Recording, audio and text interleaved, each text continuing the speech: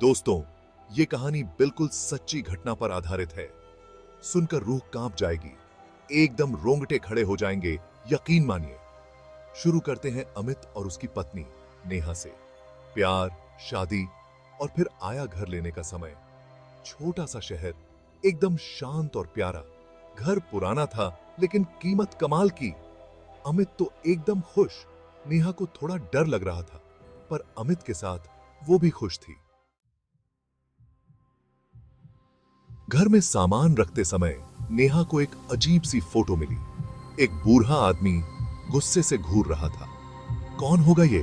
नेहा ने सोचा। रात को नेहा को अजीब सी आवाजें सुनाई दी। फुसफुसाहट, दरवाजे खुलने और बंद होने की आवाजें। अमित ने कहा, शायद हवा होगी। नेहा डर गई थी, पर अमित को डर दिखाना नहीं चाहती थी। अगले दिन नेहा को एक और अजीब चीज मिली। एक पुराना रेडियो जो अचानक से बजने लगा। रेडियो से एक बूढ़े आदमी की आवाज आ रही थी। ये मेरा घर है, मुझे यहां से मत भगाओ। नेहा तो डर के मारे पीछे हट गई। अमित ने तुरंत रेडियो बंद कर दिया। शायद कोई शरारत कर रहा है, उसने कहा, लेकिन अंदर से वो भी डर गया था। अगले कुछ दिन शांत रहे। नेहा ने खुद को समझाया कि सब ठीक है, लेकिन एक रात बिजली चली गई। अंधेरे में नेहा को लगा कि कोई उसे छू रहा है।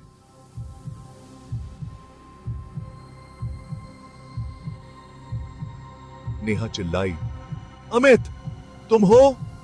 लेकिन वहां कोई नहीं था। बिजली वापस आ गई और नेहा ने देखा कि अमित गहरी नींद में सो रहा है। नेहा अमित को जगाना नहीं चाहती थी, पर उससे अब रहा नहीं गया। उसने अमित को सब कुछ बताया। अमित ने उसे गले लगाया और कहा, डरो मत, मैं हूं ना। अमित ने सोचा कि शायद कोई उनके साथ खेल रहा है, लेकिन धीरे धीरे चीजें और भी अजीब होती गईं। दरवाजे अपने आप खुलते और बंद होते, चीजें अपनी जगह से हिल जाती। एक दिन नेहा अपने पुराने घर के पीछे के हिस्से में कुछ ढूंढ रही थी। अचानक उसे एक पुरानी, धूल से भरी एटिक में एक पुरानी डायरी मिली। डायरी के पन्ने पलटते हुए नेहा को एक बूढ़े आदमी की तस्वीर मिली। वो आदमी इसी घर में रहता था और अकेला मर गया था। नेहा को यह जानकर बहुत दुख हुआ। डायरी में लिखा था कि उस बूढ़े आदमी का नाम रघु था और वो अपने परिवार से बहुत प्यार करता था।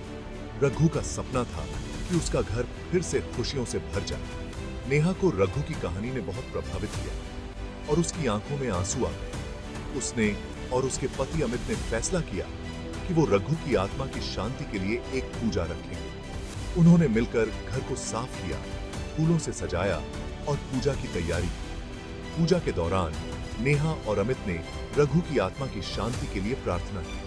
पूजा के बाद नेहा और अमित को घर में एक नई ऊर्जा और शांति का अनुभव हुआ।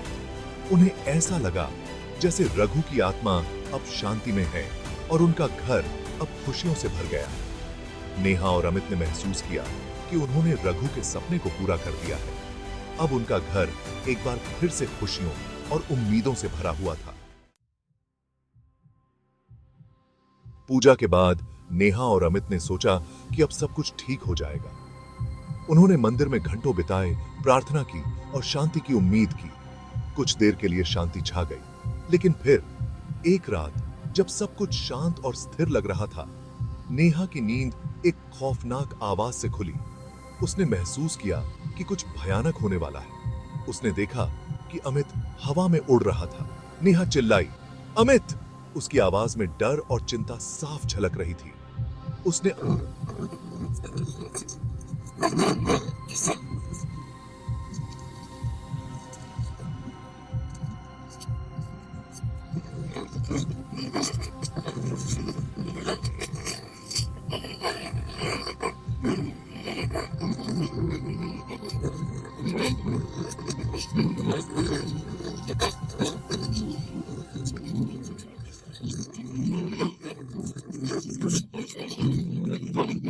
रही थी। उसकी सांसें तेज हो गईं और दिल की धड़कनें बढ़ गईं। उसे समझ नहीं आ रहा था कि क्या हो रहा है।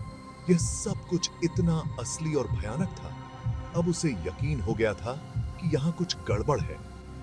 यह कोई साधारण सपना नहीं था, बल्कि एक भयानक हकीकत थी। नेहा ने ठान लिया कि वह इस रहस्य का पता लगाएगी। उसे पता था कि उसे हिम्मत दिखानी होगी और इस डरावनी स्थिति का सामना करना होगा। उसने पुराने ग्रंथों और किताबों में इस घटना के बारे में जानकारी ढूंढनी शुरू की। उसे यकीन था कि कहीं ना कहीं इसका हल जरूर मिलेगा। और फिर उसे एक सुराग मिला। यह सुराग उसे उस रहस्य के करीब ले जा सकता था जिसने उसकी और अमित की जिंदगी को उलट-पुलट कर दिया था। नेहा अपने पड़ोसी के पास भागी। पड़ोसी ने बताया कि रघु की मौत कोई साधारण मौत नहीं थी। लोग कहते थे कि रघु की हत्या उसके ही बेटे ने की थी और अब रघु की आत्मा इस घर में भटक रही थी, बदला लेने के लिए। नेहा को समझ आ गया कि रघु की आत्मा अमित को अपने कब्जे में लेना चाहती है। नेहा को अब एक तांत्रिक की मदद लेनी पड़ेगी। उसे जल्दी करनी होगी, वरना बहुत देर हो जाएगी। तांत्रिक ने नेहा को बताया, ये आत्मा बहुत शक्तिशाली है, इसे भगाना आसान नहीं होगा। उसने नेहा को कुछ मंत्र दिए और कहा, इन्हें रात को घर के हर कोने में जाकर पढ़ो। रात को नेहा अकेली ही घर वापस आई। अमित बेहोश पड़ा था। नेहा ने हिम्मत जुटाई और मंत्र पढ़ना शुरू किया। घर में एक अजीब सी एनर्जी महसूस हो रही थी। अचानक बूढ़े आदमी की आत्मा नेहा के सामने प्रकट हुई। उसकी आंखें गुस्से से लाल थीं। नेहा डर गई, लेकिन उसने मंत्र पढ़ना जारी रखा। तुम मुझे यहां से नहीं भगा सकती, आत्मा चिल्लाई। ये मेरा घर है। आत्मा ने नेहा पर हमला करने की कोशिश की, लेकिन मंत्रों की वजह से वो नेहा को छू नहीं पा रहा था। नेहा घर के हर कोने में गई और मंत्र पढ़ती रही। धीरे धीरे आत्मा कमजोर होने लगी। उसकी चीखें धीमी पड़ने लगीं। तुम्हें मेरी बात सुननी होगी, आत्मा ने कहा। मेरे बेटे ने मेरा कुत्ल नहीं किया था, मैंने खुद।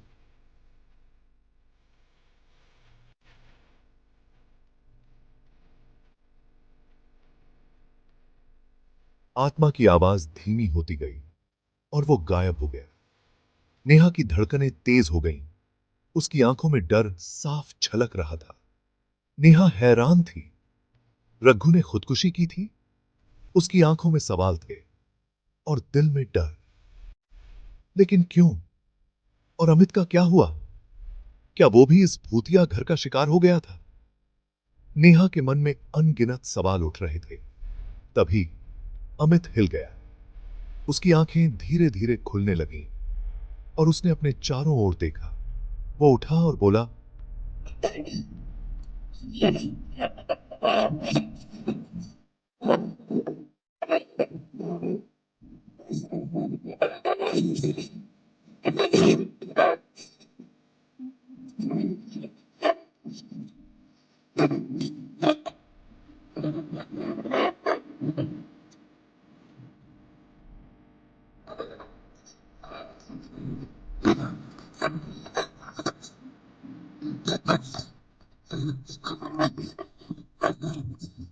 पास नहीं आएंगे। उन्हें नहीं पता था कि रघु की आत्मा को शांति मिली या नहीं, लेकिन वो इतना जानते थे कि उन्हें उस घर में वापस नहीं जाना है। उनके दिल में डर और सवाल थे, लेकिन उन्होंने एक दूसरे का साथ नहीं छोड़ा। वो जानते थे कि अब उन्हें एक नई शुरुआत करनी है, एक ऐसी जगह पर जहां कोई भूतिया साया न हो,